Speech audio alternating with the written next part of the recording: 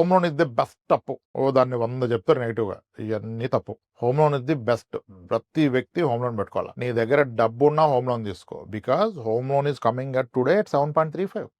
7.35% loan వస్తుంది. అసలు ఎవడైనా నీకు 60 పైసలు వడ్డీకి అప్పిస్తాడా? హోమ్ లోన్కి నువ్వు 1 కోటి రూపాయలు తీసుకుంటే 60 పైసలు వడ్డీకి అప్పు తీసుకొని ఆ ఇంట్లో నువ్వు ఉంటావు.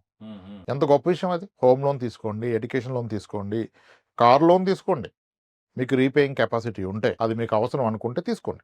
ఈ లైఫ్ స్టైల్ ఉండేది కాదు సార్ ఈఎంఐ కాన్సెప్ట్ లేకపోతే. ఈ మనీ యాక్సెసిబిలిటీ, లోన్ యాక్సెసిబిలిటీ రాబట్టే ఈరోజు ఈ లైఫ్ స్టైలు. దాని వలన సర్వైవల్ పెరిగింది, లైఫ్ ఎక్స్పెక్టెన్సీ పెరిగింది. సో ఎప్పుడు అనార్గనైజ్ సెక్టార్లో అప్పు తీసుకోవడం తప్పు, ఆర్గనైజ్ సెక్టార్లో అప్పు ఎప్పుడు రైటే. బ్యాంకర్ దగ్గర, literally banker, not even non banking, అప్పు తీసుకుంటే అది రైటే. ఎందుకంటే బ్యాంకర్ ఎన్నో పారామీటర్ చూసి మీకు ఎలిజిబిలిటీ ఉంటే లోన్ ఇస్తారు, లేకపోతే ఇవ్వడం. ఎవరికి పడితే వాళ్ళకి ఎంత పడితే అంత ఎవరు బ్యాంకర్స్. కానీ అనార్గనైజ్ సెక్టర్లో బయట వడ్డీకి అప్పు తేవటం, చిట్టేసి ముందే బాటం తప్పు. ఎందుకంటే అక్కడ మీకు వచ్చే వడ్డీ చాలా ఎక్కువ, పడే వడ్డీ. మీరు ఇన్వెస్ట్ చేస్తే వచ్చే ఇంట్రెస్ట్ తక్కువ. కాబట్టి బ్యాడ్ డెట్ ఏది అంటే 12% అబౌవ్ ఉన్నాయన్ని బ్యాడ్ డెట్.